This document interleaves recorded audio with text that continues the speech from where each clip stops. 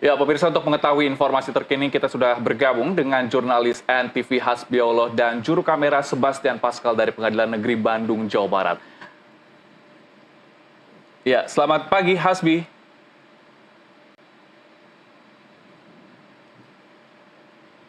Ya, untuk hari ini adalah pembacaan kesimpulan. Bagaimana tanggapan terakhir dari para pihak kuasa hukum dari Polda ataupun juga dari Peggy Setiawan? Hasbi.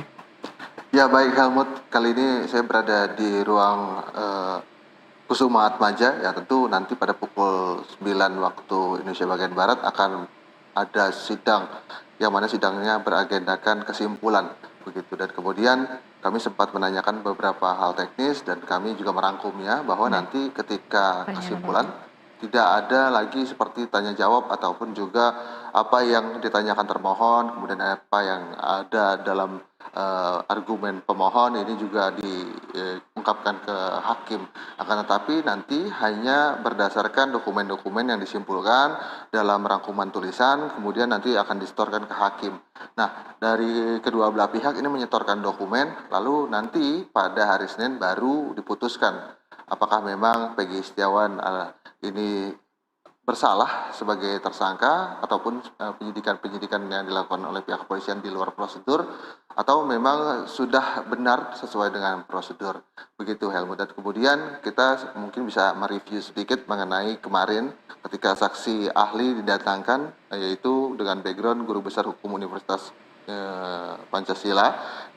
Dia adalah ahli pidana, yaitu Prof. Agus Surono begitu, dan kemudian ada beberapa poin memang yang ditanyakan pihak termohon dalam hal ini adalah Bitukum Polda Jabar, kemudian ada juga yang ditanyakan pemohon yaitu pihak kuasa hukum Peggy Setiawan. Dan kali ini memang kemarin begitu sidang cukup alot karena memang ketika pemohon menanyakan atau pihak Peggy Setiawan menanyakan beberapa kali selalu pada poin bagaimana cukup dua saksi yang tertera dalam Kitab Undang-Undang Hukum Acara Pidana, yaitu pasal poin 184 huruf A, B, dan C yang selalu disimpulkan bahwa ketika ada kasus seperti ini untuk prosedural penangkapan harus dicukupkan dua alat bukti. Nah ini terus-terusan dijawab seperti itu ketika pertanyaan dilontarkan selalu dikembalikan ke poin yang sama, yaitu ketika ada penangkapan maka seorang dijadikan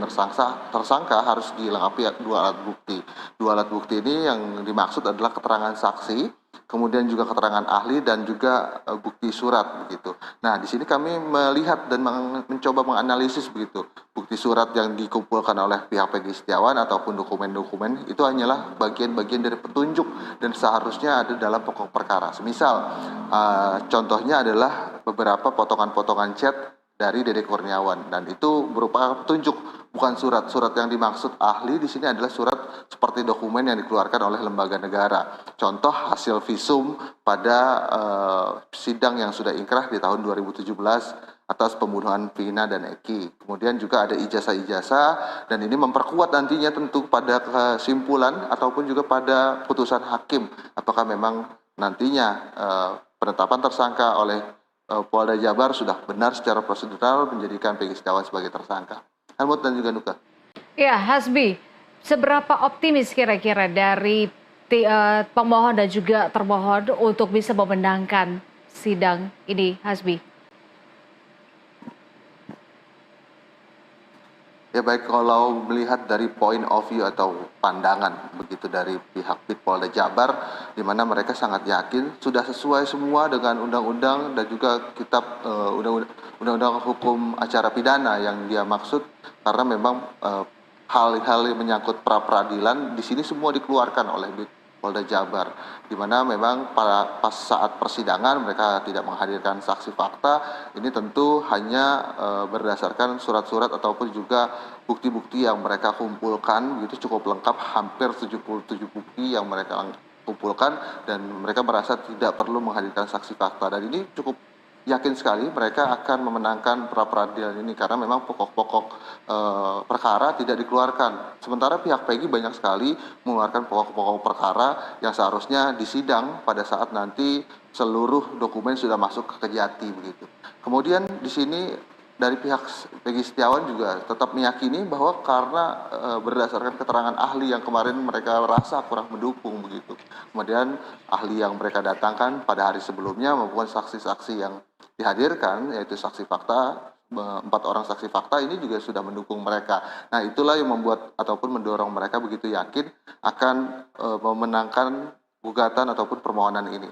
Nah, kedua belah pihak ini saling yakin ataupun juga optimis atas apa yang sudah dijalankan hampir 4 hari ini di sidang tersangka Peggy Setiawan, kasus gugatan tersangka Peggy Setiawan di Pengadilan Bandung.